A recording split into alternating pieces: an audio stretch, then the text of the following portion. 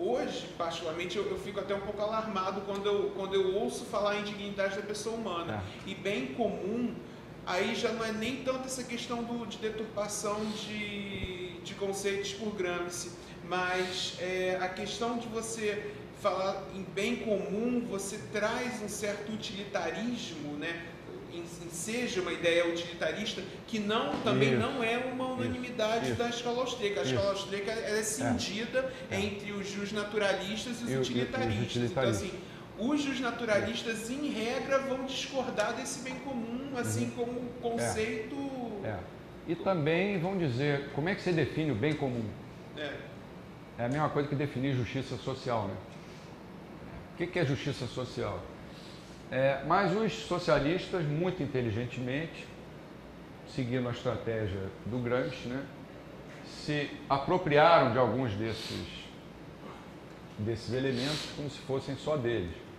O que eles fizeram? Se infiltraram dentro de instituições, como a própria Igreja Católica, que eu conheço muito bem, de dentro, se infiltraram há bastante tempo, lá pelos anos 60, depois do Concílio Vaticano II, e com a tal pretensa teologia da libertação, o que eles queriam na realidade é fazer uma igreja marxista.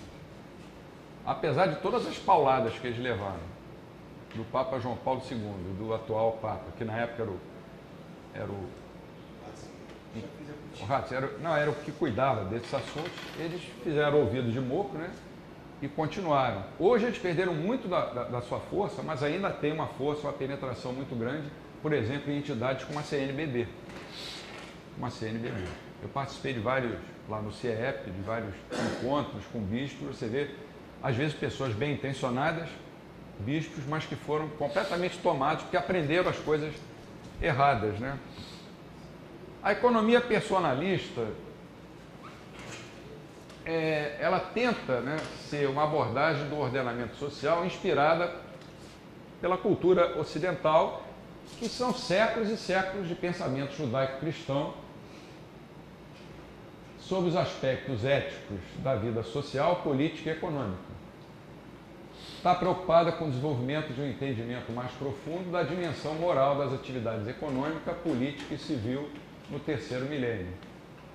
Então, os estudiosos dessa chamada economia personalista, que eu diria que é uma escola austríaca que tenta ir além, tenta ir até o campo moral, coisa que a escola austríaca de economia não pretende fazer, e eu acho que também nem deve, né? Porque não é propósito dela.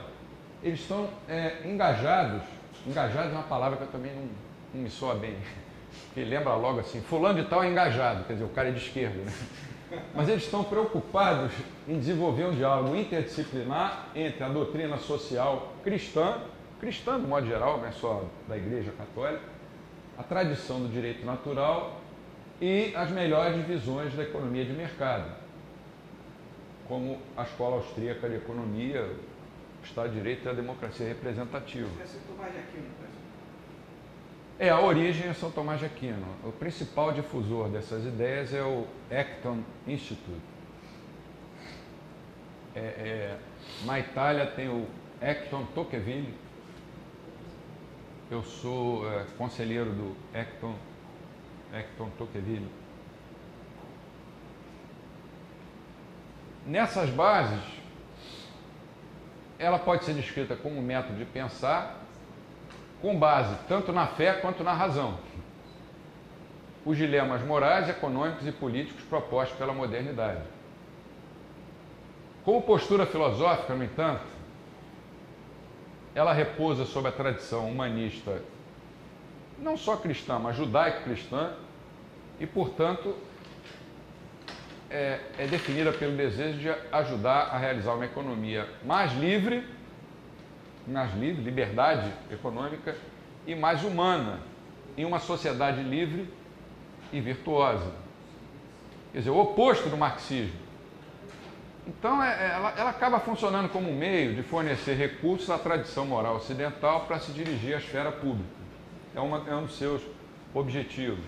Infelizmente, o CIEP, de que eu sou presidente, já há 4 anos que a gente está sem recurso nenhum para divulgar para dar até cursos, né? Você falou no Brasil, pede dinheiro a empresários para ajudarem uma instituição que está voltada a estudar ética, o dinheiro não existe. É mais fácil abrir uma ONG para cuidar de cobra coral que está em extinção. Porque a cobra coral tem uma dignidade. Ela reconhece a contribuição da tradição do constitucionalismo, do governo limitado, do livre comércio, da liberdade econômica, da propriedade privada, do Estado de Direito e da democracia representativa, que começaram a assumir uma forma concreta no Ocidente durante o século XVII. O conceito também admite que essas instituições possam se integrar de modo benéfico numa variedade de formas. Um documento que eu aconselho todos a lerem, mesmo que não é católico, que não tem religião, é a encíclica Centésimos Anos, do João Paulo II, de 1991, em que se comemorava os 100 anos da Rerum Novarum, do Leão XIII.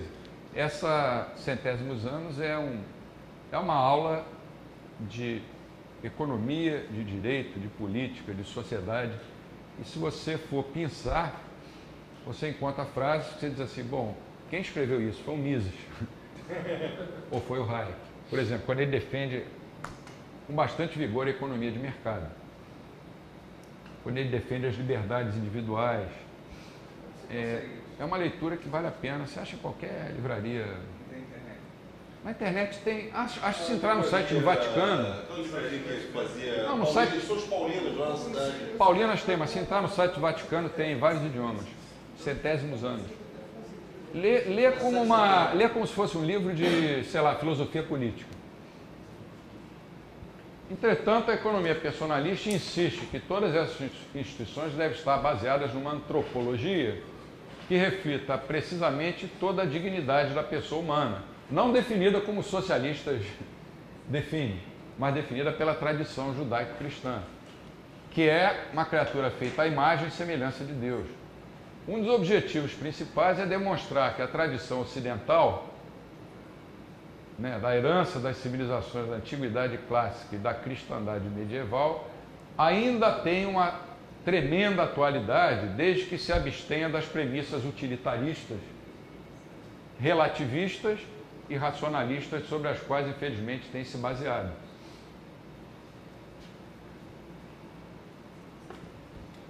Sob esse aspecto, a economia personalista busca complementar a visão de uma economia livre com a de uma antropologia, eu diria, judaico-cristã, de nítidos contornos na fé e na reta razão. Reta razão. Se o sujeito mata o outro, ele teve alguma razão para matar aquele outro, mas essa razão foi reta? Ou não foi?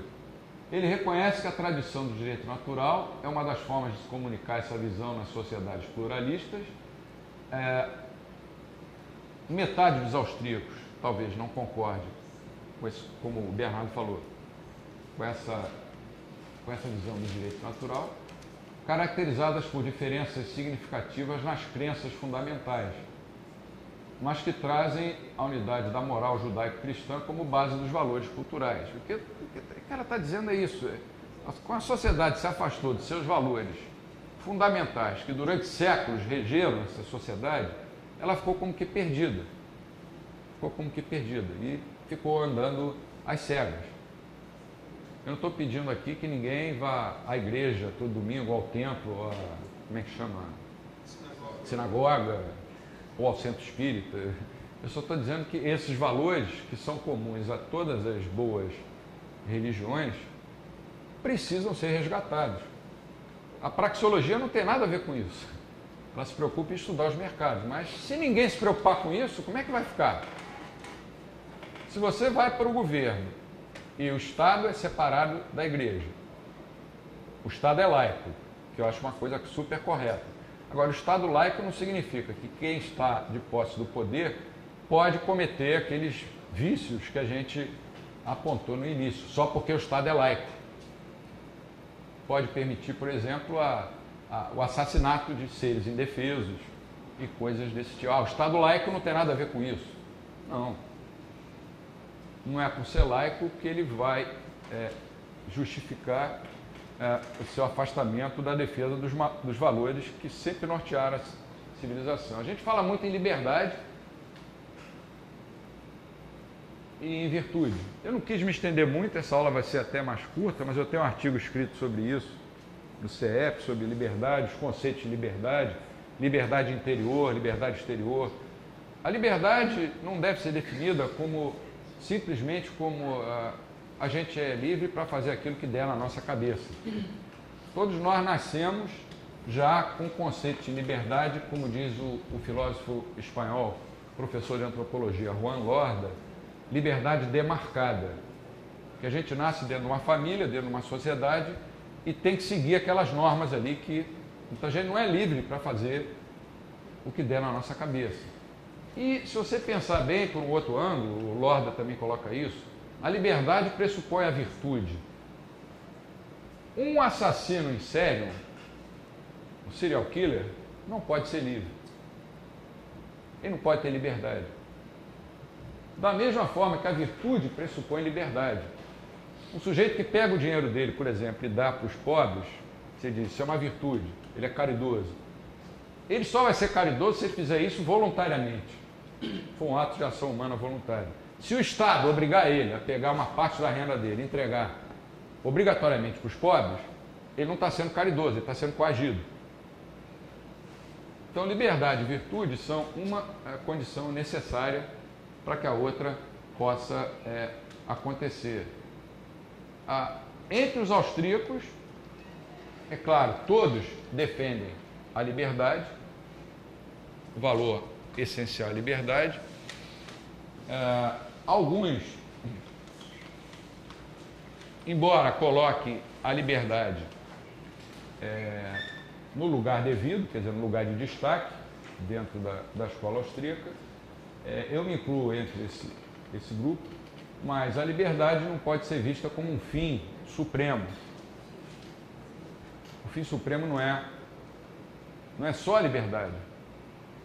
Ela pressupõe outras coisas. É claro que sem liberdade você vai chegar ao caos ou ao empobrecimento geral. Mas a liberdade precisa ser acompanhada por valores morais que justifiquem essa liberdade. Uma das maneiras de se fazer isso é reduzir o tamanho do Estado. A gente sabe que quanto maior é o Estado, maior é a corrupção, maior tende a ser a corrupção, e a corrupção se expande até para o setor privado. E daqui a pouco o sistema está todo carcomido por dentro e acaba desabando. Onde existe mais corrupção é que a gente não tem os dados porque eles não divulgam. Alguns dados da antiga União Soviética começaram a aparecer, mas ainda tem muita coisa que só se vai saber daqui a 100 anos. Como deve ser a corrupção em Cuba ou nesses países que adotaram esses sistemas, né?